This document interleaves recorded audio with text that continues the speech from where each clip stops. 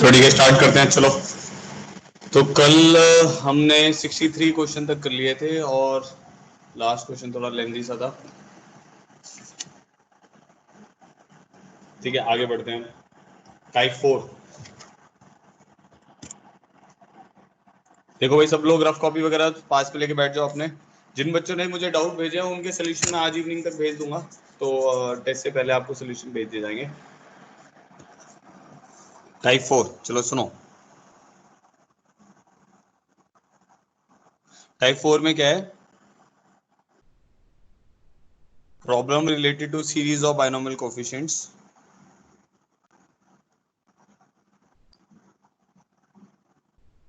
Problems related to series of binomial coefficient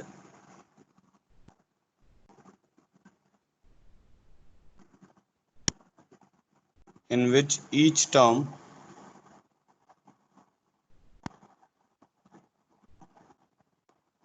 is a product of two binomial coefficient।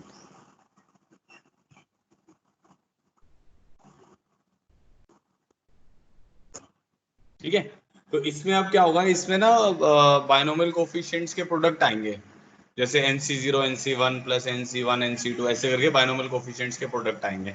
ठीक है, अब सुनना सब लोग ध्यान से। तो क्वेश्चंस करते हैं। हमारे हो गए थे 63 हो गए थे। Okay, now moving on to 64 problem.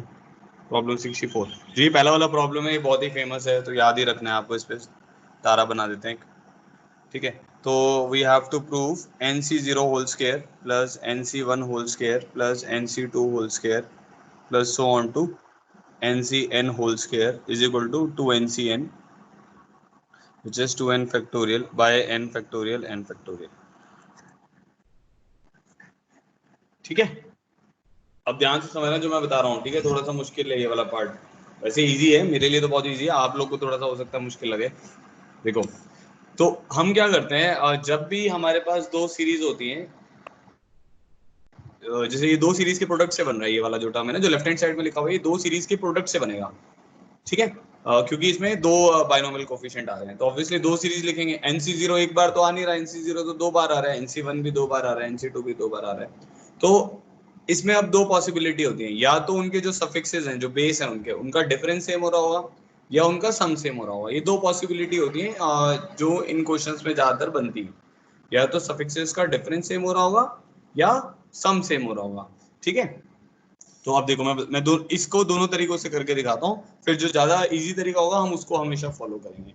तो पहला तरीका तो है, इसको मैंने लेफ्ट हैंड साइड को लिख लिया, NC0 into NC0, NC1 into NC1, NC2 into NC2, ऐसे करते करते कहाँ तक जाएगा मेरे पास, NCN-1 NCN-1 plus NCN।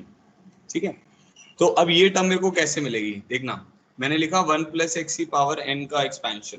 1 plus x की पावर एन का एक्सपेंशन क्या होगा, NC0 NC1 X, NC2 X square, NC3 X cube, so on to करते करते NCN-1 लिख लेते हैं, XN-1 plus NCN X raise to the power n। इधर समझ आ गया होगा। 1 प्लस एक्स की पावर एन के एक्सपेंशन को मैंने लिख दिया। अब 1 प्लस एक्स की जगह हम x प्लस 1 की पावर एन के एक्सपेंशन को लिख देते हैं, मतलब इसको मैं रिवर्स करके लिख रहा हूँ। तो उसमें क्या चेंज होगा, अब a की जगह x आ जाएगा और b की जगह 1 आ जाएगा, तो ये बन जाएगा NC0 x raise to the power n, NC1 x raise to the power n minus 1, NC2 x raise to the power n minus 2, NC3 x raise to the power n minus 3, ऐसे करते करते NCN-1 x plus NCN x की power 0।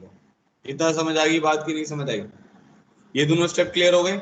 1 plus x की power n का expansion लिख दिया, x plus 1 की power n का एक्सपेंशन लिख दिया। अब a प्लस बी की पावर n का एक्सपेंशन पता है ना, NCR a की पावर में क्या आता है, उन दोनों का डिफरेंस, इन दोनों का डिफरेंस x की पावर में आएगा और 1 की पावर में ये बेस जाता है। इधर क्या हो गया, a की जगह 1 है और x की जगह, मतलब a की जगह 1 है और b की जगह x है। ठीक है, तो रिवर्स ऑर्डर में लिखा है। बाकी इन दोनों को अगर आप देखोगे दोनों सेम ही है, क्यों, क्योंकि NCN को NC0 तो लिख ही सकते हो, NC1 को NCN-1 लिख ही सकते हो, तो ये रिवर्स ऑर्डर में लिखा हुआ है और कोई डिफरेंस नहीं है। अब देखो इंपॉर्टेंट चीज, इन दोनों के प्रोडक्ट में अगर आप देखते हो, अब मैंने इन दोनों का प्रोडक्ट लेना है, ठीक है, तो इन दोनों के प्रोडक्ट में बहुत सारी टर्म्स आएंगी। कैसे? ये NC0 NC1 ये सब मल्टीप्लाई होंगे NC0 x की पावर n के साथ, फिर NC1 सबके साथ मल्टीप्लाई होगा, फिर NC2 x स्क्वायर सबके साथ मल्टीप्लाई होगा, NC3 x क्यूब सबके साथ मल्टीप्लाई होगा, ठीक है। बट जो मेरे को रिक्वायर्ड टर्म है, मेरी रिक्वायर्ड टर्म क्या है? मेरी रिक्वायर्ड टर्म है कि बेटा NC0 के साथ मल्टीप्लाई हो जाए। तो ये दोनों मल्टीप्लाई होके क्या बनाएंगे? सुनो ध्यान से, NC0 मल्टीप्लाई होके क्या बनाएंगे? NC0 x raise to the power n। अच्छा जी, NC1 और NC1 आपस में मल्टीप्लाई होके क्या बनाएंगे? NC1 x raise to the power n। ये दोनों आपस में मल्टीप्लाई होके क्या बनाएंगे? NC2 x raise to the power n। ठीक है, ये दोनों आपस में मल्टीप्लाई होके क्या बनाएंगे? NCn x raise to the power n। तो मेरे को ये लिखना चाहिए भाई, coefficient of x raised to the power n in the expansion of 1 plus x raised to the power n into x plus 1 raised to the power n is equal to nc0 का whole square plus nc1 का whole square plus nc2 का whole square plus so on to ncn का whole square. और यही तो मैं चाहता था, ये तो चीज मैं चाह रहा हूँ भाई, NC0 का होल स्क्वायर प्लस NC1 का होल स्क्वायर NC2 का whole square so on to NCn का होल स्क्वायर, यही तो हम चाह रहे हैं, ठीक है। तो इसका क्या मतलब हो गया? इसका मतलब हो गया कि भाई जो रिक्वायर्ड टर्म है मेरी, RT लिख लेते हैं उसको, वो किसके बराबर होगा? कोफिशिएंट ऑफ, वो होना चाहिए किसके बराबर? Coefficient of x raise to the power n in the expansion of 1 plus x raise to the power 2n। तो ये मेरे पास आ जाएगा coefficient of x raise to the power n in 2NCn x raise to the power n। ये तो बनेगा, तो 2NCn ही बोल सकते हैं ना उसको, समझते हो ना? इसका एक्सपेंशन क्या होता है? 2NCr x की पावर r, तो कोफिशिएंट ऑफ x की पावर n क्या होगा? 2NCn। और ये वाली वैल्यू हमारी किसके बराबर आ जाएगी? ये वाली वैल्यू हमारे पास आ जाएगी 2n factorial divided by n factorial n factorial. भाई बताओ ये समझ आया नहीं समझ आया? एक बार जल्दी से बताओ, नहीं तो मैं रिपीट करता हूँ, फिर इसका एक और तरीका है वो भी बताऊंगा। Clear sir.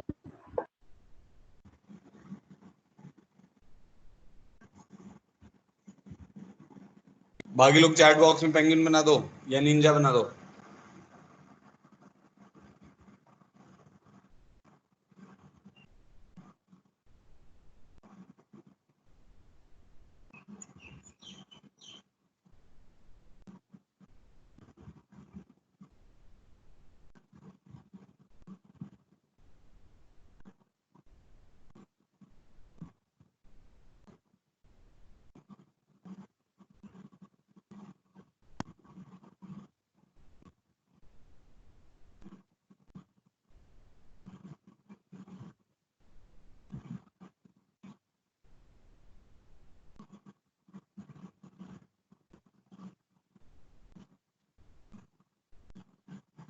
ठीक है जी, चलो सबको क्लियर हो गया।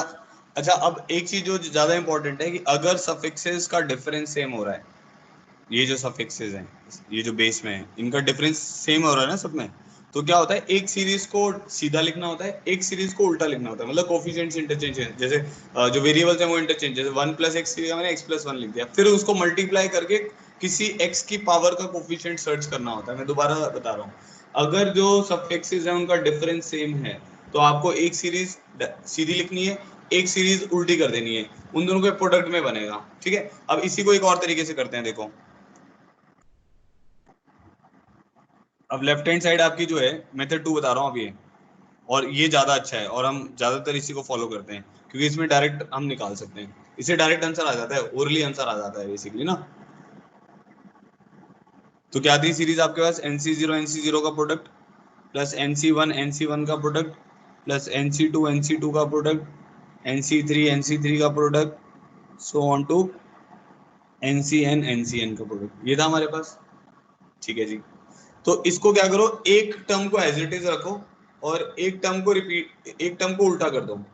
फिर से सुनते रहो बेटा, आपको समझ आ जाएगा। एक टर्म को सीधा रखो और एक टर्म को उल्टा, मतलब एक टर्म को रिवर्स ऑर्डर में कर दो, मतलब NCr की जगह NCn-r लिख दो। तो मैं लिख सकता हूँ NC0 इंटू NCn, क्योंकि NC0 NCn के बराबर होता है। NC1 NCn-1, NC2 NCn-2, NC3 NCn-3, so on to NCn NC0। मैं रिपीट कर दूंगा, अभी घबराओ मत, पहले जो मैं बता रहा हूँ उसको सुनो। ये समझ आ गया, ये स्टेप सबको समझ आ गया। NC0 NC0 NC1 NC n-1, one की जगह अब क्या कर देंगे, n-1 कर देंगे। NC2 की जगह क्या कर देंगे, NCn-2। NC3 की जगह क्या कर देंगे, NCn-3। NCn की जगह क्या कर देंगे, NC0। ठीक है, ऐसे लिख सकते हैं। अब इसमें क्या होता है, इसमें आपको रिवर्स करने की जरूरत ही नहीं है।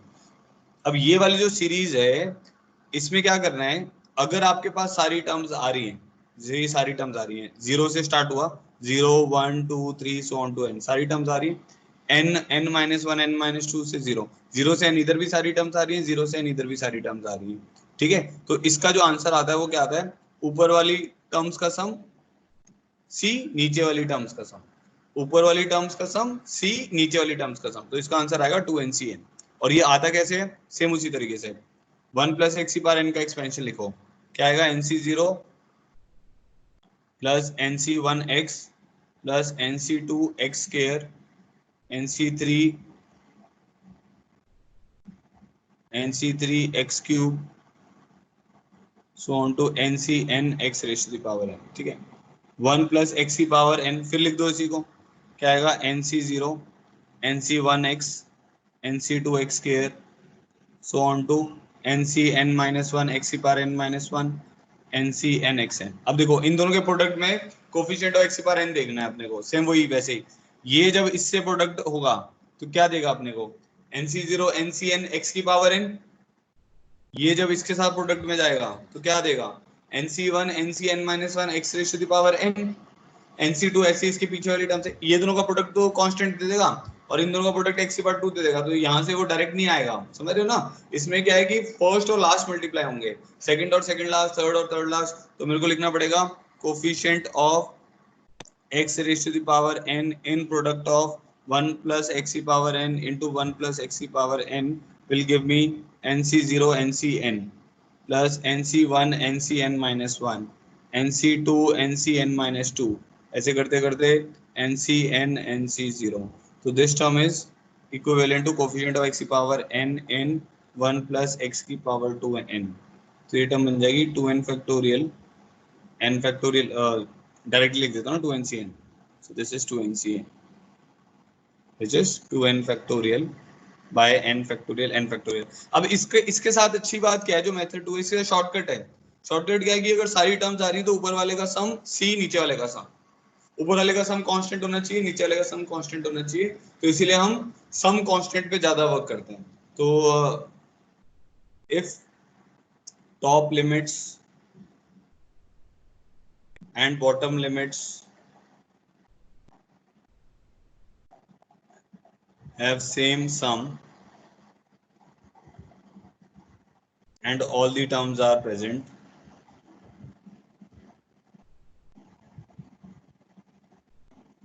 then ये दो दो दो ही टर्म्स होनी चाहिए, देन आंसर क्या आ जाएगा, जो जैसे ऊपर वाले का सम, ठीक है, पावर्स का सम P1 प्लस P2 जो भी है, C N1 प्लस N2 ऐसे करके कुछ, या Q1 प्लस Q2 लिख लेते हैं, समझ गए, कुछ ऐसा आंसर बनेगा। अब देख लो, अब सबको क्लियर, जिसको भी क्लियर हो गया है वो पेंगुइन बना दो, और जिसको नहीं क्लियर हुआ बता दो कि सर रिपीट करो, तो मैं पूरा रिपीट कर दूंगा, क्योंकि इसके आगे वाले क्वेश्चन इसी के ऊपर डिपेंडेंट है।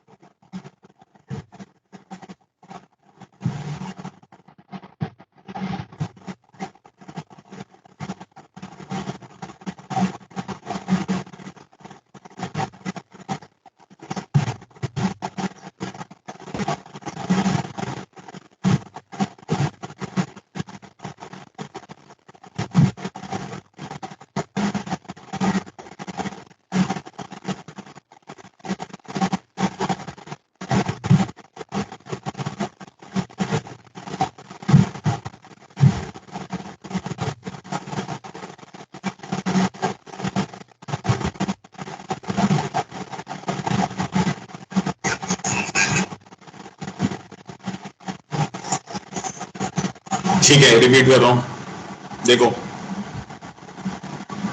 सुनो भाई ध्यान से, देखो अब दोबारा से सुनना सब लोग। इस सीरीज में क्या था कि दो बायनोमियल कोफिशिएंट मल्टीप्लाई हो रहे हैं, ठीक है। ऐसा जरूरी नहीं है कि NC0 के साथ ही मल्टीप्लाई हो, ऐसा भी हो सकता है NC0 इंटू NC2 हो रहा है, ठीक है। तो NC1 इंटू NC3 हो रहा है। तो अब दो केसेस इसमें बनते हैं जो जनरली कॉमन होते हैं, जो इनके बेस हैं, बेस में जैसे 0 0 है, यहाँ पे 0 0 है, तो इन दोनों का डिफरेंस या तो सेम होगा या सम सेम होगा। इन दोनों का डिफरेंस सेम होगा, इन दोनों का डिफरेंस सेम होगा, इन दोनों का डिफरेंस सेम होगा या सम सेम होगा। यही दो पॉसिबिलिटी ज्यादातर क्वेश्चंस में बनेगी, ठीक है। तो इस केस में क्या हो रहा है, जिससे डिफरेंस सेम हो रहा है, तो अब इनको करने के दो तरीके हैं। तो या तो डिफरेंस सेम से करेंगे या सम सेम बना लेंगे, क्योंकि इस वाले NC0 को NCN भी लिखा जा सकता है, इस वाले NC1 को NCN-1 भी लिखा जा सकता है, समझ रहे हो। तो मैंने क्या किया, अब जैसे NC0 NC0 NC1 NC1 NC2, पहले पहला वाला तरीका बता रहा हूँ जिसमें डिफरेंस सेम है। अगर डिफरेंस सेम करना है तो आपको क्या, डिफरेंस सेम से अगर क्वेश्चन को सॉल्व करना है तो एक सीरीज लिखो जिसमें वो वाले बायनोमियल कोफिशिएंट आ रहे हैं सही ऑर्डर में से, मतलब जो जैसे 1 + x का 1 + x की बार n का ऑर्डर है उसी ऑर्डर में लिख दिया, और एक में उसको रिवर्स कर दो। रिवर्स करने का मतलब है 1 की जगह x कर दो, x की जगह 1 कर दो। तो मैंने इन दोनों सीरीज को लिखा।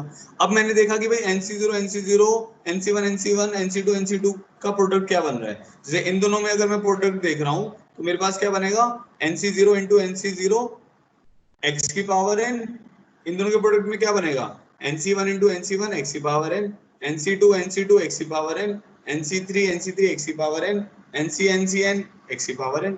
तो मुझे समझ आ गया इन दोनों के प्रोडक्ट में अगर मैं कोफिशिएंट ऑफ x की पावर n सर्च करूंगा तो मेरे को आंसर मिल जाएगा। अब आपके दिमाग में एक क्वेश्चन, जो थोड़ा अच्छा बच्चा हो और जो भी सोच रहा होगा अच्छे से जो मैं बोल रहा हूँ, वो ये सोच रहा होगा कि सर x की पावर n ही क्यों सर्च किया आपने, x की पावर n-1 क्यों नहीं सर्च किया। देखो अगर x की पावर n-1 सर्च करते हो तो क्या मिलेगा, NC0 इंटू NC1 मिल जाएगा, NC1 इंटू NC2 मिल जाएगा, NC2 इंटू NC3 मिल जाएगा, समझ रहे हो। तो वो अकॉर्डिंगली जैसा क्वेश्चन होगा आप उसका कोफिशिएंट सर्च करोगे। अब अगर वो बोलता है कि भाई आपकी सीरीज होती है NC0 NC1 NC1 NC2, तो डिफरेंस क्या हो रहा होता है, 2 और डिफरेंस 1 आ रहा होता। तो डिफरेंस 1 आएगा तो क्या करोगे, एक सीधी लिखोगे एक उल्टी लिखोगे, फिर किसी का कोफिशिएंट सर्च करोगे। बट ये श्योर हो गया कि किसी एक पर्टिकुलर के कोफिशिएंट को सर्च करने पर, किसी एक x की पर्टिकुलर पावर के कोफिशिएंट को सर्च करने पर आपको एक सीरीज मिल जाएगी, ठीक है। तो यहाँ पर जैसे x की पावर n के कोफिशिएंट को सर्च करने पर हमें ये वाली सीरीज मिल गई। तो इन दोनों का प्रोडक्ट क्या हो जाएगा, 1 + x की पावर 2n, उसमें कोफिशिएंट ऑफ x की पावर n कैसे सर्च करना है, 2NCR x की पावर r होता है, इसकी जनरल टर्म में यही तो आता है 2NCR x की पावर r। तो अगर x की पावर n सर्च करना है तो यहाँ 2NCN आ जाएगा, वो हमारा कोफिशिएंट हो गया। अब दूसरा तरीका था जिसमें मैंने सम को सेम बनाया था, ठीक है। अब इसमें मैंने क्या किया, NC0 को मैंने क्या लिख दिया, NCN। ये दूसरा वाला जो NC0 है उसको मैंने क्या लिख दिया, NCN। NC1 और दूसरा वाला जो NC1 है उसको क्या लिख दिया, NCN-1 लिख सकते हैं ना, because NCR is equal to NCN-R। NC2 को मैंने क्या लिख दिया, NCN-2। NC3 को क्या लिख दिया, NCN-3। NCN को क्या लिख दिया, NC0। अब इसमें क्या हो रहा है, ये करने से क्या फायदा हुआ, NCN-R करने से ये फायदा हुआ, वो अब जो बेस है ना उनका सम सेम होने लग जाएगा बेटा। अब जैसे इन दोनों का सम कितना हो गया n, इन दोनों का सम n, इन दोनों का सम n, इन दोनों का सम n, इन दोनों का सम n। तो मुझे समझ आने लग गया भाई इसमें तो सम n हो रहा है। तो और तो उसका मैंने आपको शॉर्टकट बता दिया, अगर सारी टर्म्स आ रही हैं 0 से लेकर n तक की दोनों सीरीज में, दोनों सीरीज मतलब NC0 NC1 NC2 so on to NCN, इधर से उल्टा देखोगे NC0 NC1 so on to NCN, तो ऊपर वाले का सम c, नीचे वाले का सम, ये आपका आंसर होगा। तो इसका आंसर आएगा 2NCN। इसको प्रूव करने के लिए मैंने आपको क्या किया, 1 + x की पावर n सही डायरेक्शन में लिखा, 1 + x की पावर n सही डायरेक्शन में लिखा, इसमें कुछ भी चेंज नहीं किया है। जब सम सेम होता है तो सेम डायरेक्शन में लिखो। तो अब मल्टीप्लाई करो, देखो NC0 इंटू NCN, किसका कोफिशिएंट बन रहा है, x की पावर n का, NC1 into NCN-1 coefficient of x की पावर n। तो इन दोनों के प्रोडक्ट में सेम कोफिशिएंट ऑफ x की पावर n आपको सर्च करना था, तो 2NCN आ जाएगा, आंसर आ जाएगा, ठीक है। अभी कोई नहीं, जिसको अभी स्टिल समझ नहीं आया वो क्या करो, अभी क्वेश्चन जो मैं कर रहा हूँ वो सुनो, आपको अपने आप आंसर आएगा। अभी एक और क्वेश्चन करते हैं ना, तो सेम अभी 2-3 क्वेश्चन इसके करेंगे, क्लियर हो जाएगा। नेक्स्ट आते हैं प्रॉब्लम 65 पे, सुनो अब ध्यान से।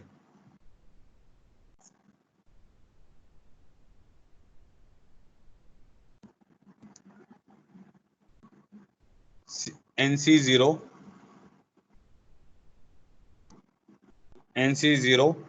NCR plus NC1 NCr+1 NC2 NCr+2 ऐसे करते करते NCn-r NCn। बताओ भाई इसका आंसर। एक बार थोड़ा सा सोच लो फिर मैं बताता हूँ।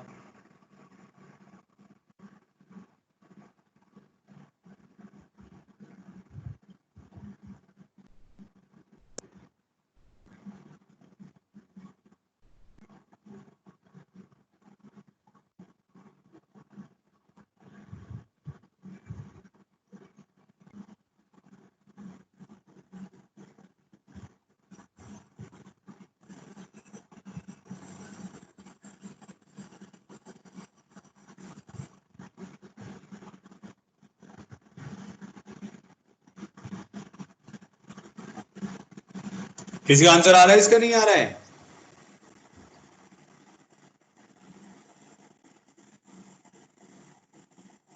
जिसको समझ आ गया होगा ना वो उसको अच्छे से आ जाएगा।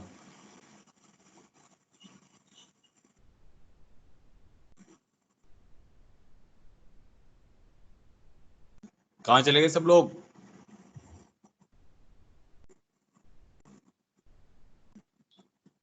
है सर। क्या आंसर आया बेटा?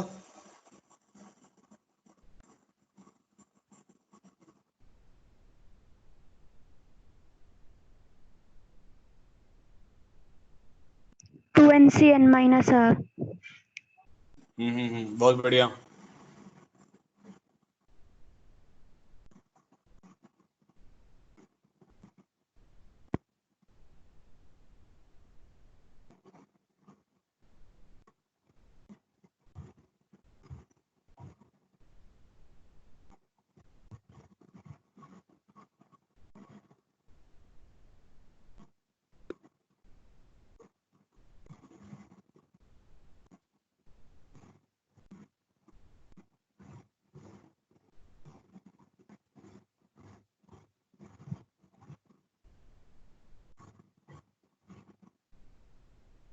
अबे बाकी बच्चे क्या कर रहे हैं? कुछ ही बच्चे आंसर लिखते हैं, बाकी बच्चे पता नहीं बैठे बैठे रहते हैं बस।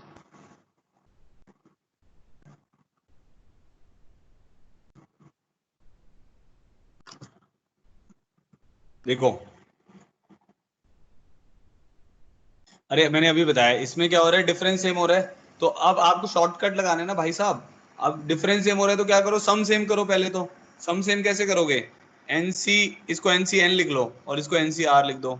ठीक है, इसको किसी भी एक को चेंज कर लो, मतलब NCn-1 NCr+1 रहने दो। ठीक है, इसको NCn-2 NCr+2 कर दो। ठीक है, ऐसे करते करते अब देखो, अब NCn से लेकर NCn-1 NCn-2 NCr तक जा रहे हो। अब इसके बाद NCr-, बट ये जा ही नहीं सकता इसके आगे ना। इसके आगे वाली टर्म में आप बोलोगे NCr-1 तो प्रेजेंट है, बट NCn के आगे वाली टर्म आ ही नहीं सकती। ऐसे इधर से NCr पीछे तो जा सकता है बट NCn नहीं जा सकता। तो ये ऑलरेडी सारी टर्म्स इस सीरीज की लिखी हुई हैं। अब ये करने से क्या फायदा हुआ? ऊपर सम सेम है, नीचे सेम है। 2n+r 2n+r 2n+r, तो डायरेक्ट लिख देंगे ना 2nCn+r। So this is the answer. अब 2nCn+r is same as 2n-n-r। पता होगा आप लोग को, तो 2nCn-r के बराबर ही है। तो 2nCn+r लिखो या 2nCn-r लिखो, एक ही बात है। इसका रिजल्ट आएगा 2n factorial divided by n+r का फैक्टोरियल n-r का फैक्टोरियल।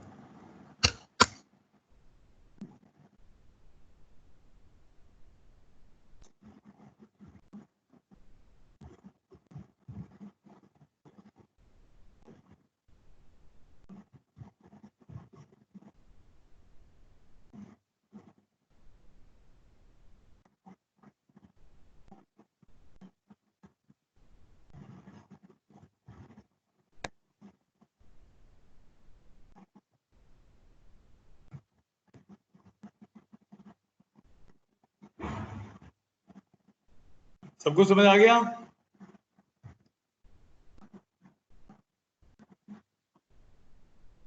ठीक है, अब देखो एक और इजी क्वेश्चन दे रहा हूं, अब देखते हैं कौन बताता है, फिर इसका मुश्किल दूंगा। अब इजी क्वेश्चन है, सब लोग बताओ भाई।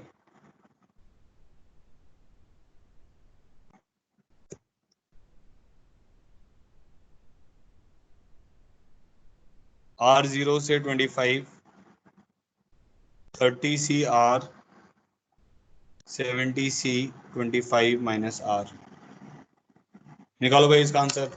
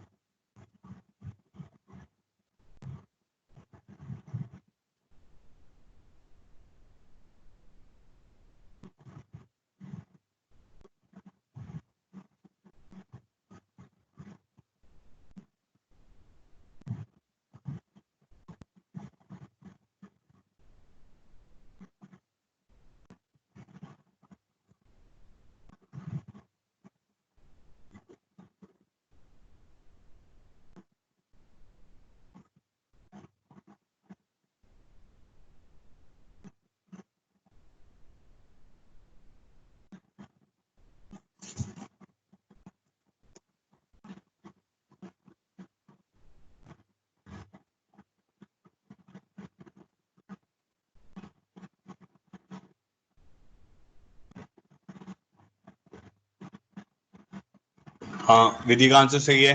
बाकी लोग देखो, इसको ऐसे लिख सकते हो 30C0, 70C25, 30C1, 70C24, 30C2, 70C23, ऐसे करते करते 30C25, एक इससे प्रीवियस वाला और लिख देते हैं, 30C24, 70C1 plus 30C25, 70C0। अब देखो, एक चीज बस अपने को देखनी है, इस केस में क्या हो रहा है, ऊपर का सम और नीचे का सम सेम हो रहा है, 125, 125, 125। अब बस ये देखना बाकी है कि भाई सारी टर्म्स प्रेजेंट है कि नहीं है। अब 30C0 से पीछे तो आप जा ही नहीं सकते, सिमिलरली 70C0 से आगे नहीं जा सकते। इसका मतलब है ऑलरेडी इस सीरीज की प्रोडक्ट की सारी टर्म्स प्रेजेंट हैं, इसीलिए इसका 100 क्या, इसका आंसर क्या आ जाएगा, 100C25। बताओ भाई, आगे बात समझ में कि नहीं आई?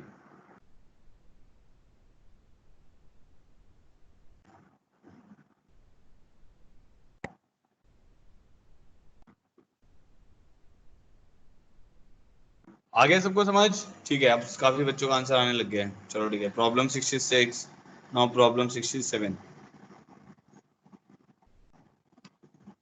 अब देखते हैं ये कौन बता पाता है। R0 to 25 -1 raised to the power R, 30CR, 30C25 minus R। अब इसमें एक चेंज कर दिया है, इसमें -1 की पावर R और लगा दिया है, यहाँ पे -1 की पावर R लगा दिया ना। तो अब ये आप देखिए थोड़ा सा,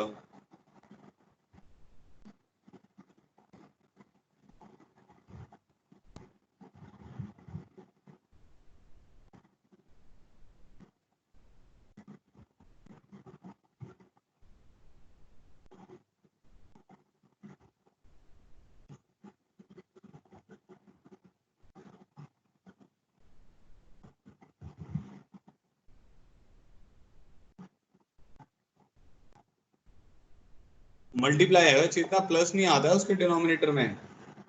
जब इसको 100C25 को लिखोगे तो 100 factorial divided by 25 factorial into 75 factorial आता है, मल्टीप्लीकेशन आता है।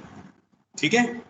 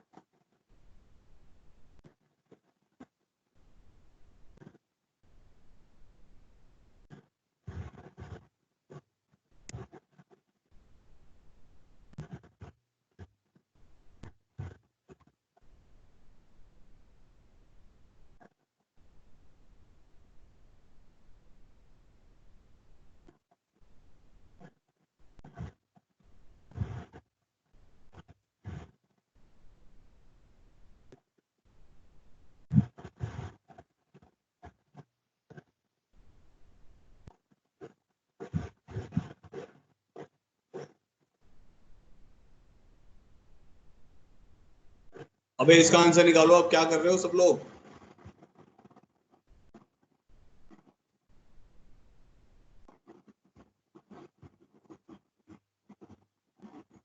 जलज माइक है तो बताना कैसे किया।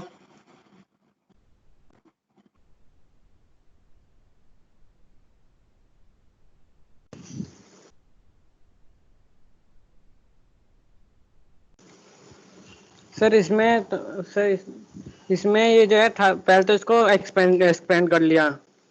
हाँ ठीक है। सर तो फिर फर्स्ट सेकंड टर्म और लास्ट सेकंड टर्म और फर्स्ट टर्म देखिए, हम्म। और फिर सर वो सर फिर ये कैंसिल हो कैंसिल हो रही जाएंगे। है वो, कैंसिल हो रहे हैं वो सारे yes term. Sir, yes sir. तो टोटल टर्म 26 आ रहे हैं, 30C0 30C25। ओके एक मिनट रुको, 30C25, हाँ हाँ हाँ, ठीक है ठीक है, ये भी सही है।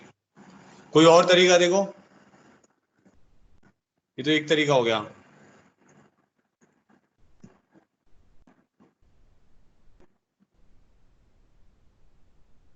नहीं विधि, जीरो आएगा इसका आंसर, वो जलज का आंसर सही है।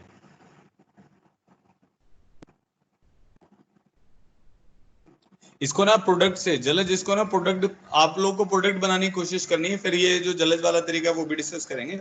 बट अभी फिलहाल प्रोडक्ट बनाओ, ये दो सीरीज का प्रोडक्ट बनेगा।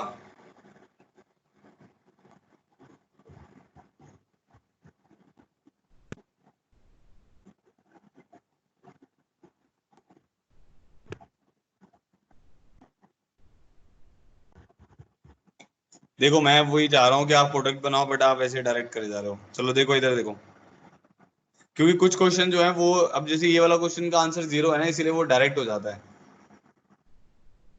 आदित्य हाँ तुम हैंड रेज कर रहे हो, क्या दिक्कत है?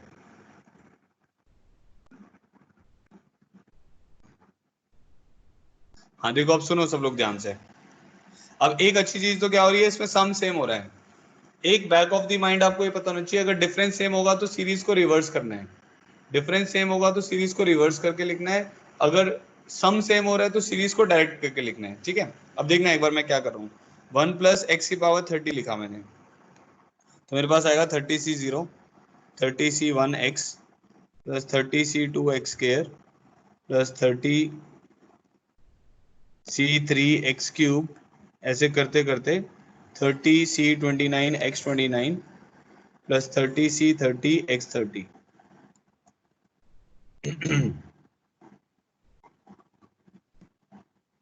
हाँ अब मैं लिख रहा हूँ 1 - x⁻30, क्योंकि मैंने 1 - x⁻30 क्यों लिखा बेटा, देखो ये वाली टर्म देखो आप, ये कब बनेगी, 30CR -x⁻r जब होगा, तो जब -x⁻r होगा उसमें से तो -1 कॉमन आएगा, तो ये बनेगा 30C0 -30C1x plus 30C2x² -30C3x³ ऐसे करते करते -30C29x29 प्लस 30C30x30।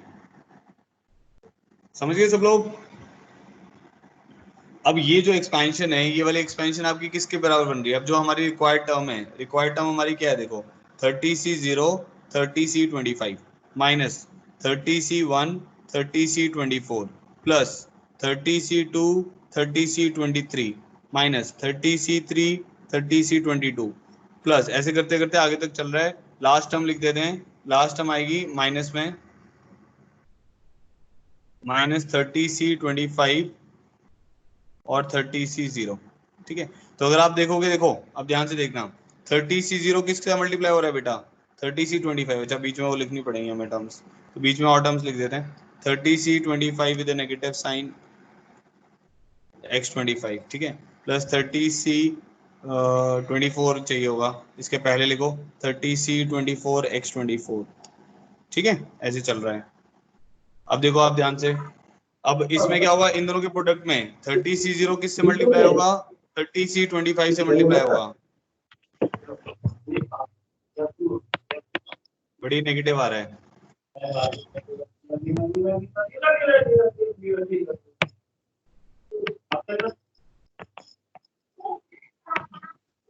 दीपक तुम्हारा माइक ऑन है भाई, अभी ज्वाइन किया तुमने इतनी लेट?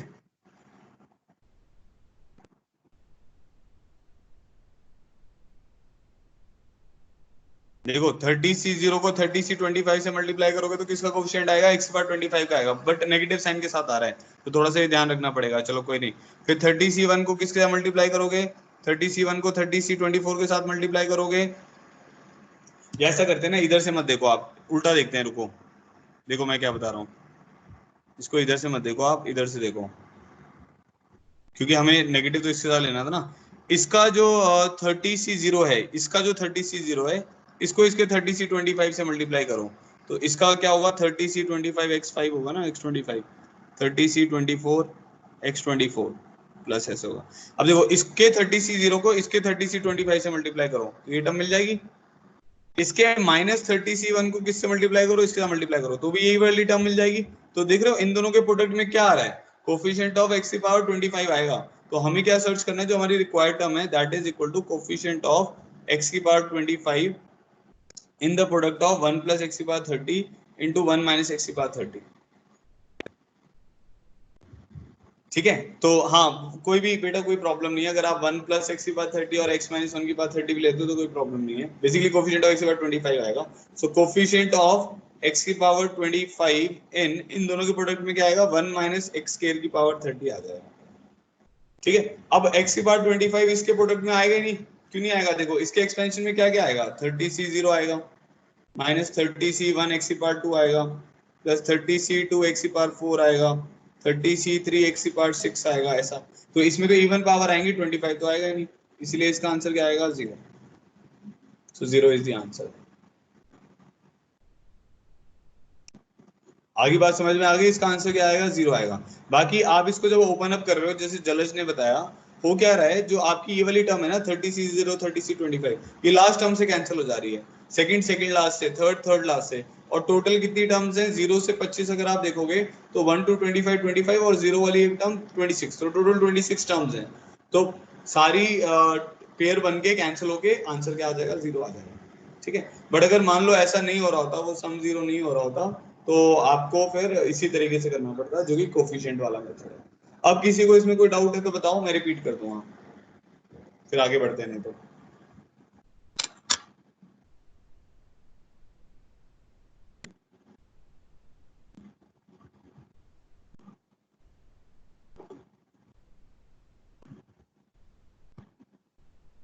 अमित चौहान, आपको कुछ समझ नहीं आ रहा क्या, अंकित मंगला, अनुज,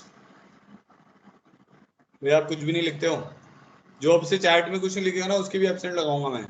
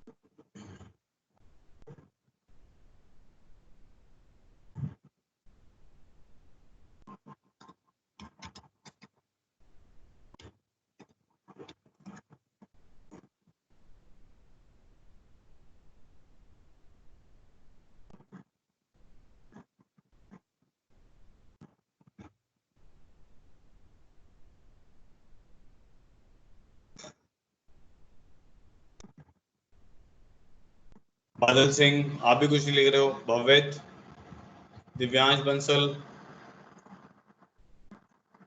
लवीश, नवदीप, चलो ठीक है आगे बढ़ते हैं।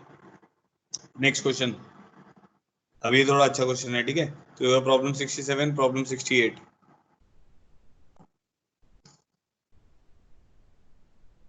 Simplify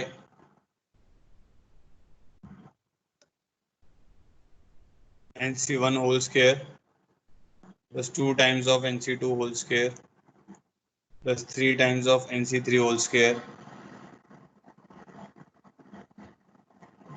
plus 4 times of NC4 whole square plus so on to n into NCN whole square। इसको एक बार सोचो दिमाग लगा के कैसे करना है।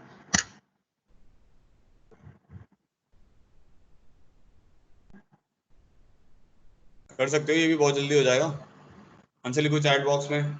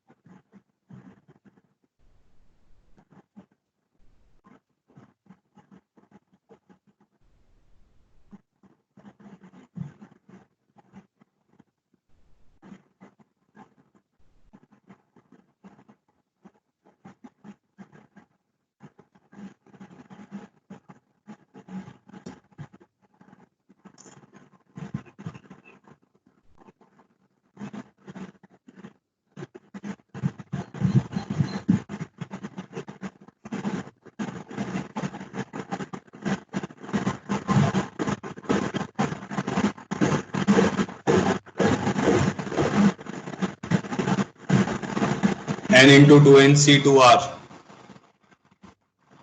नहीं बेटा, r तो आएगा ही नहीं ना इसमें।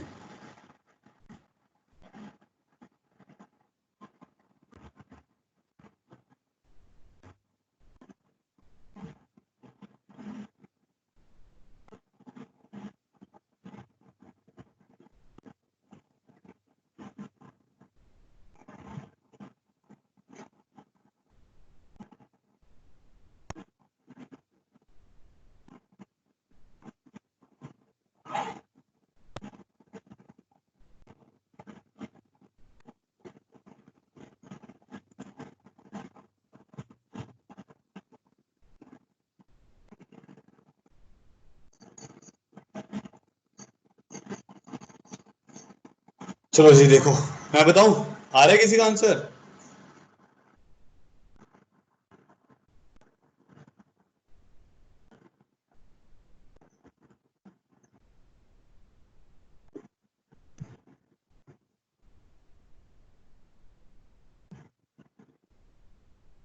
चलो देखो, तो इसको अगर आप ध्यान से देखते हो तो ये टर्म में क्या हो रहा है ना, एक 2 3 ये सब आ गया है।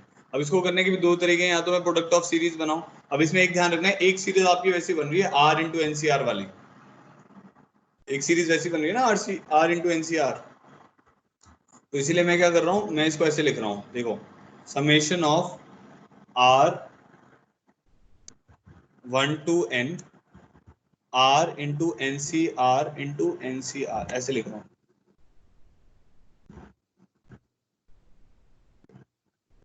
ठीक है, समझ रहे हो सब लोग? देखो ना, आर को 1 डालोगे तो क्या आएगा, 1 इंटू एनसी 1 फिर 2 डालोगे तो 2 इंटू एनसी 2 3 इंटू एनसी 3 ऐसा बन रहा है। अब इसको थोड़ा सिंप्लीफाई करके मैं ऐसे लिख सकता हूँ, R1 to n r into n by r n-1 C r-1 NCR ऐसे लिख दिया हमने, क्योंकि हम ऐसा लिख सकते हैं। ठीक है, अब इसके बाद क्या आएगा, ये आर से ये वाला आर कैंसिल हो जाएगा, तो ये एन बाहर चला गया। अब मेरे पास आ जाएगा R1 to n n-1 C r-1 NCR। अब जब इसको आप ओपन अप करोगे ना तो इनका डिफरेंस सेम आएगा, क्योंकि देखो 1 पुट करोगे तो 0 1 आएगा, 2 पुट करोगे तो 1 2 आएगा, तो डिफरेंस सेम आ रहा है। अब हम क्या कर लेते हैं, सम सेम बना लेते हैं, क्योंकि उससे हमारा जीवन सरल हो जाता है। ठीक है, तो अब आप इसका सम सेम बनाने के लिए क्या करोगे, इसको लिख दो R1 to n n-1 C r-1 NC n-r लिख दो इसको। ठीक है, समझ पा रहे हो? तो ये लिख दो, और उससे क्या हो जाएगा, ये टर्म क्या बन जाएगी मेरी, n टाइम्स ऑफ, इसको ओपन अप कर लो, n-1 C0 NC n-1 n-1 C1 NC n-2 n-1 C2 NC n-3। ऐसे करते करते लास्ट में जब आप जाओगे तो एक टर्म तो आ जाएगी n-1 C1 NC n-2 आएगा, सॉरी यहाँ पे n-1 गिरेंगे ना लास्ट वाली टर्म, सेकंड लास्ट टर्म में n-2 nc1 plus nc n-1 nc0। तो अगर आप देखोगे n-1 c0 से पीछे नहीं जा सकते, nc0 से आगे नहीं जा सकते, तो ये टोटल टर्म्स हैं हमारे पास n times of 2n-1 cn-1, इसका आंसर आ जाएगा, क्योंकि ऊपर वाली टर्म्स का सम और नीचे वाली टर्म्स का सम सेम है। और ये this is same as 2n-1 cn, क्योंकि ये ध्यान रखना है एनसीआर को आप हमेशा एनसी n-r लिख सकते हो, तो बोथ आर सेम, तो ये इसका आंसर आएगा। देखो ये आ रहा है सब लोगों का।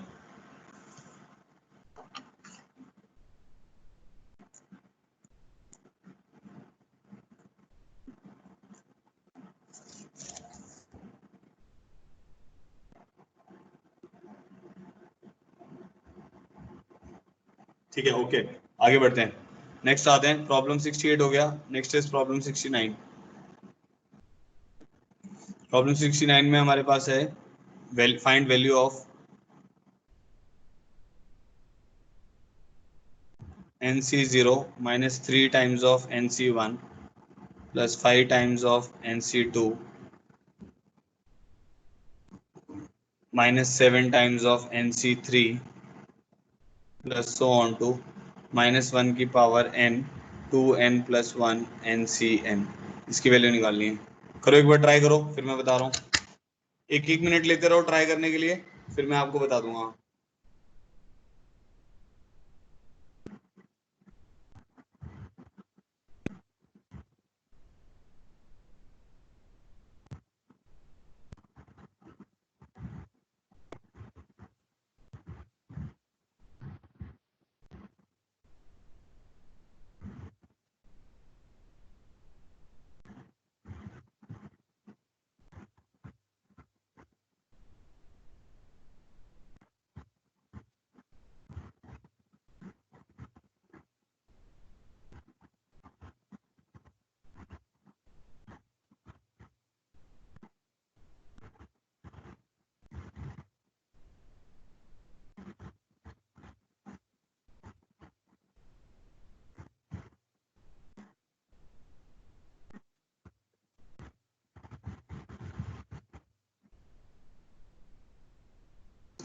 हाँ विधि, आप क्लास के बाद अपना सोल्यूशन मुझे भेज देना, फिर मैं चेक करके बता दूंगा आपको, ठीक है। अभी आगे इस पे कंसंट्रेट करो, इस वाले क्वेश्चन पे।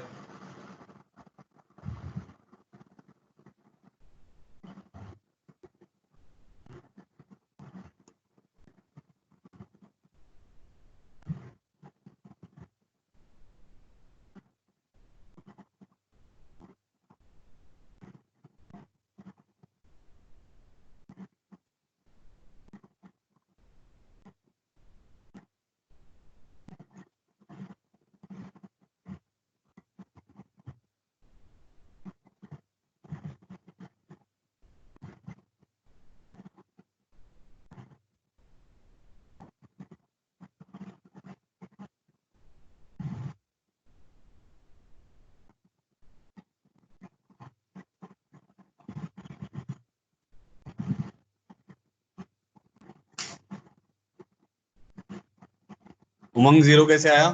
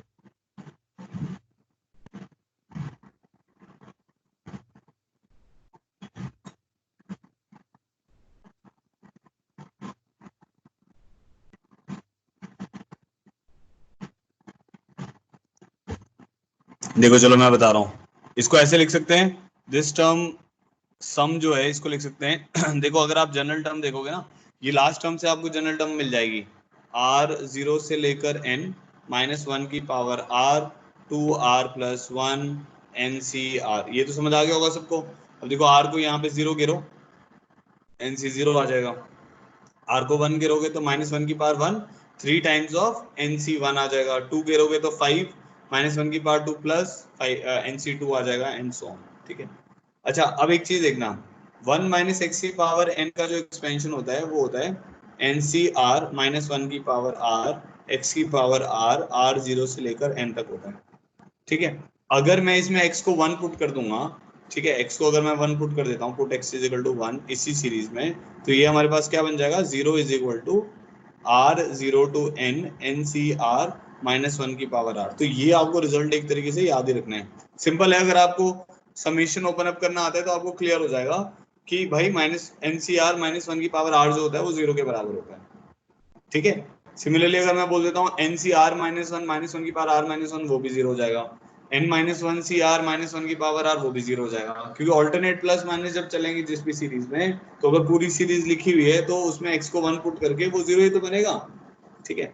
अब ये वाली जो टर्म है इसको देखते हैं, तो इसमें क्या लिखा हुआ है, s is equal to r0 to n -1 की पावर r, एक टर्म में लिख देता हूँ 2r इंटू NCr। ठीक है। Plus r0 to n, summation plus पे स्प्लिट हो जाता है, आप जानते हो, -1 की पावर r NCr। ठीक है, ये क्लियर हो गया अपने को। अब हम इसको ऐसे लिख सकते हैं, r0 to n -1 की पावर r 2r n बाय r n -1 CR -1 plus r0 to n -1 की पावर r NCr। तो ये r से r कैंसिल हो गया। ठीक है, ये 2n आपका बाहर चला जाएगा, तो मैं ऐसा करता हूँ -2n बाहर ले जाता हूँ, तो ये मेरे पास क्या बच जाएगा, r0 to n -1 की power r -1 n -1 CR -1 plus ये टर्म 0 हो जाएगी, ये तो हमने आपको बता ही दिया, NCr -1 की पावर r क्या होता है, 0 होता है। और ये टर्म भी 0 हो जाएगी क्योंकि n -1 CR -1 की पावर r -1, इसमें भी क्या होगा, ऑल्टरनेट प्लस माइनस चलेंगे, तो -2n इंटू 0 प्लस 0, तो आंसर हमारा कितना आ जाएगा, 0। देखो भाई, किसी को नहीं समझ आया हो तो अभी भी बताओ मुझे।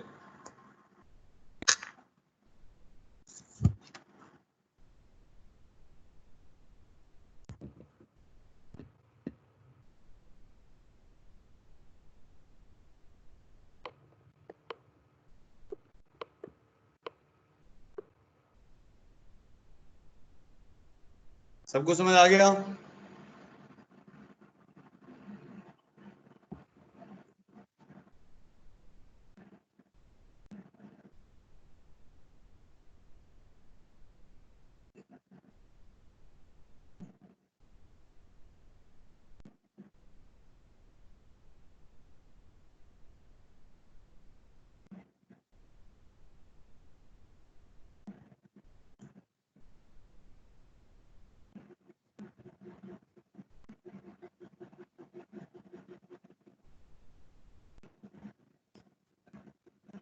अंजलि, वो मैं लास्ट में बताता हूँ आपको क्लास के। बाकी भाई ये बताओ मुझे, क्लियर हो गया सबको कि नहीं क्लियर हुआ? चैट बॉक्स में पेंगुइन बनाओ जल्दी से।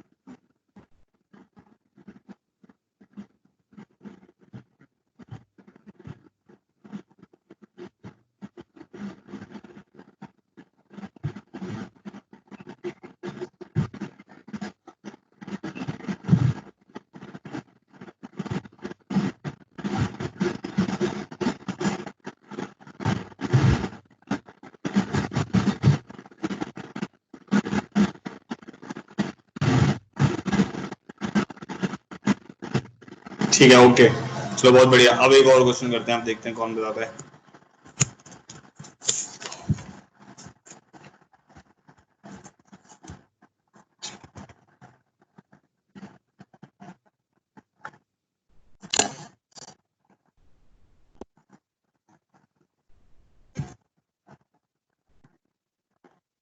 ठीक है, तो ये हो गया हमारा प्रॉब्लम नंबर 69, प्रॉब्लम 70। ठीक है, जेई का प्रॉब्लम है, करना try. Find value of 30C0 30C10 minus 30C1 30C11 plus 30C2 30C12 so on to plus 30C20 30C30।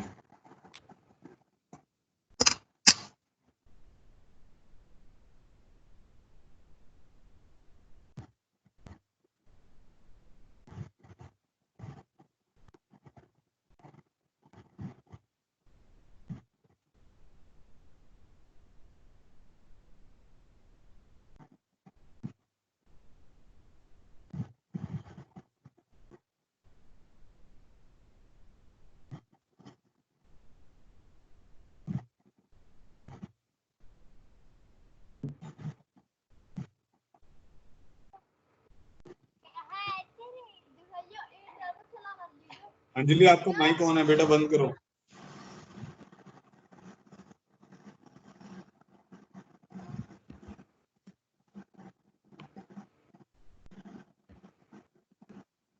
इसका आंसर आ रहा है किसी का, बताओ।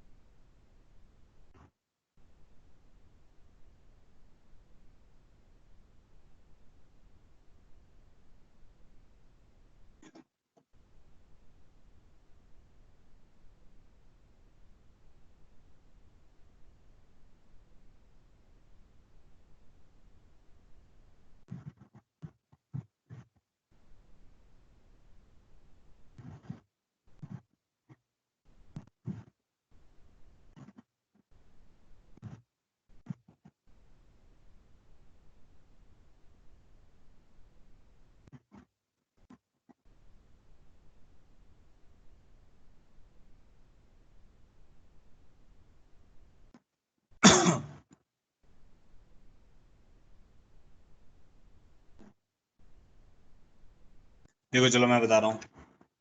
इसमें क्या करना है, जैसे अब डिफरेंस सेम आ रहा है ना, तो पहले हम क्या करते हैं, इसका सम सेम बना लेते हैं, तो उससे क्वेश्चन थोड़ा इजी हो जाता है ना। तो इसको हम लिख सकते हैं, जो हमारी रिक्वायर्ड टर्म है, तो required term is basically 30C0 30C20, ठीक है, माइनस 30C1, नहीं उमंग सही नहीं है आपका आंसर। 30C1 की जगह 11 की जगह क्या लिख देंगे, 30C19 प्लस 30C2 और यहाँ पे 30C18। ऐसे करते करते लास्ट आ जाएगा तुम्हारे पास 30C20 इंटू 30C0। तो अब मैंने सम सेम कर लिया। अब सम सेम में क्या होता है ना, सीरीज आपकी सीधी लिखनी है बस, और फिर कोफिशिएंट सर्च करना है। तो अब हम इसमें लिख देंगे this is equal to 1 plus x की बाद 30 लिखो एक, तो इसमें आ जाएगा आपके पास 30C0। ठीक है, 1 माइनस लिख लेते हैं पहले ना, तो क्या आ जाएगा -30C1x, क्योंकि 30 पहले आगे वाली term 30C2x² minus 30C3x³ and so on to 30C20 x⁻20 plus so on. ठीक है, अब एक लिख लेते हैं 1 प्लस x⁻30, इसमें आ जाएगा 30C0 plus 30C1x plus 30C2x²। ठीक है, ऐसे करते करते आएगा आपके पास 30C20x20। ठीक है, इसके पीछे वाली भी लिखनी पड़ेंगी एक दो टर्म ना, तो 30C18 से लिख लेते हैं। 30C18 x18 plus 30C19 x19 plus 30C20 x20 plus so on to 30C30 x30। ठीक है, अब इन दोनों के, अब आप देखो सर्च करना है आपको कि भाई किसका प्रोडक्ट बन रहा है। 30C0 और 30C20, ये रहा, x/20 बन गया, माइनस 30C1 इंटू 30C19 क्या बन रहा है, x इंटू x/19 x/20 बन रहा है, तो क्लियर हो गया। So coefficient of x⁻20 n 1 minus x⁻30 into 1 plus x⁻30। समझ गए सब लोग? अब देखो ना 30C2 इंटू 30C18 भी आपका x⁻20 कोफिशिएंट बन रहा है, तो coefficient of x⁻20 n 1 minus x⁻30, तो क्या बन जाएगा, इसका कोफिशिएंट क्या आएगा, 30CR माइनस x⁻2 आएगा, तो 20 चाहिए तो R10 हो जाएगा, तो आंसर आ जाएगा 30C10 माइनस 1 की पावर 10, तो ये 30C10 आ जाएगा, और आप इसको 30C20 भी बोल सकते हो। So this is the answer.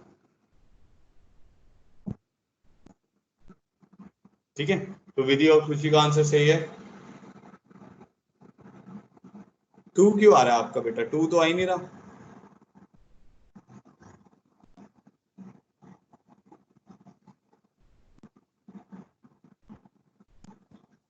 ठीक है, तो 30C20 इज द आंसर। चलो आगे बढ़ते हैं, नेक्स्ट देखते हैं। ऐसे ही प्रॉब्लम 71, एक और क्वेश्चन कर रहे हैं।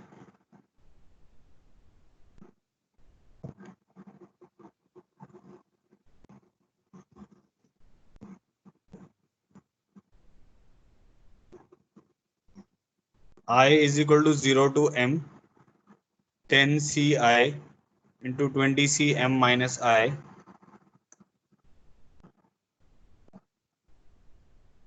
where PCQ is equal to 0 if Q is greater than P। कभी भी ऐसा अगर हम बोलते हैं ना 10C11 बोल रहा हूँ तो उसको 0 माना जाता है।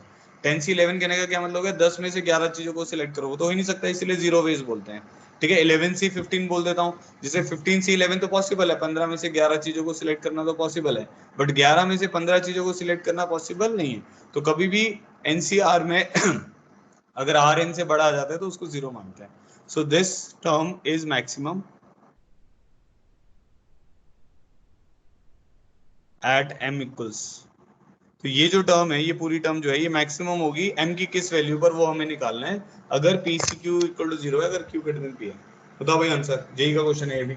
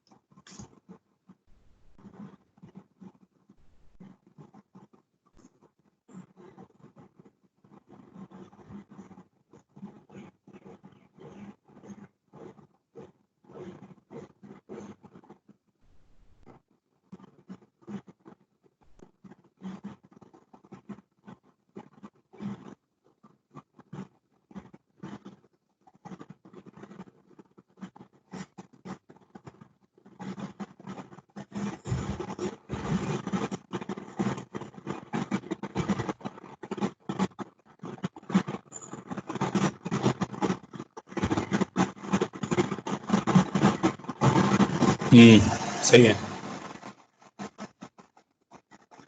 खुशी, हमेशा ये ध्यान रखना है और बाकी बच्चों को भी ये ध्यान रखना है कि भाई सारी टर्म्स आनी चाहिए, अगर एक आधी टर्म भी मिस हो गई ना, फिर आपका क्वेश्चन गलत हो सकता है।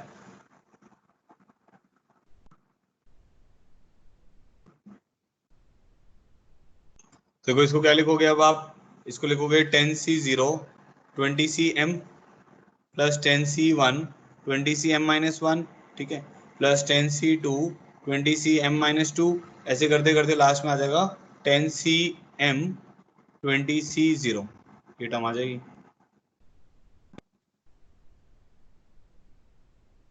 ठीक है, तो अब ये क्या बन रहा है, नीचे सम m बन रहा है, ऊपर सम 30 बन रहा है, तो ये वाली वैल्यू 30CM के बराबर है। ठीक है, अब ये पता ही है ना एनसीआर मैक्सिमम कब होता है, जब आर उसका मिड पॉइंट होता है, तो 30CM का मिड पॉइंट क्या होगा 15, तो इसीलिए m की वैल्यू कितनी आएगी 15। so m should be 15. अब आप सोचोगे सर इसमें तो कुछ टर्म्स जीरो हो रही हैं, तो कुछ टर्म जीरो हो रही है, हमें कोई दिक्कत नहीं है। जैसे 10cm वाली टर्म जो है ये आएगी नहीं, ये जीरो हो जाएगी, समझ गए ना।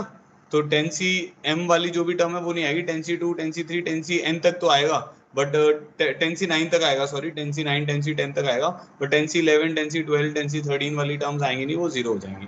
तो कोई प्रॉब्लम नहीं है इसमें, m हमारा कितना हो जाएगा 15 हो जाएगा। So this is the answer. ठीक है, अब हमारी इसकी दो टाइप और बची हैं, वो अब हम मंडे को करेंगे। आज हमारी इवनिंग में एक क्लास है जिसमें हम मॉडुलस पढ़ रहे हैं, तो जिसको भी उसको अटेंड करना है। मॉडुलस का एक लेक्चर हो चुका है, मॉडुलस का दूसरा लेक्चर है इवनिंग में, आपको कैलेंडर में दिख जाएगा। एक बच्चा भी, अंजलि मेरे से पूछ रही थी कि सर आपके नोट्स कहाँ से रहते हैं। बेटा मेरे जो नोट्स हैं वो काफ़ी सारी बुक से बने हुए हैं, क्योंकि मैं बहुत सारे इंस्टीट्यूट्स में इससे पहले पढ़ा चुका हूँ। ठीक है, तो मैंने सब मॉड्यूल लगा रखे हैं, तो वो नोट्स जो हैं आपको किसी एक पर्टिकुलर बुक में मिलेंगे नहीं, तो आपको इसलिए क्लास अटेंड करना जरूरी है। ठीक है, और सबसे इंपॉर्टेंट क्या है कि आप क्लास के नोट्स आपको बहुत अच्छे से आने चाहिए, क्योंकि इसमें हम हर टॉपिक को कवर अप कर लेते हैं। तो जो क्लास के नोट्स हैं वो मेंस और एडवांस दोनों को कवर करते हैं। मेंस में कम टॉपिक होते हैं, एडवांस में थोड़े ज्यादा टॉपिक होते हैं, क्योंकि एडवांस में ऐसा होता है क्वेश्चन कहीं से भी बन सकता है। तो हम जो क्लास में करते हैं वो करना आपको बहुत जरूरी है। ठीक है, और उसके साथ आपको असाइनमेंट और पैकेज करना बहुत जरूरी है, ये मैं आपको बार बार बता चुका हूँ। आपको कोई एक्स्ट्रा बुक लेने की जरूरत नहीं है, आपको बस मॉड्यूल लेना है, मॉड्यूल को करें और असाइनमेंट करें, इतना सफिशिएंट है। हमारा टारगेट रहता है कि हम नेक्स्ट ईयर अगस्त तक, जो नेक्स्ट ईयर अगस्त आएगा उस तक आपका 12th का कोर्स भी खत्म कर देंगे।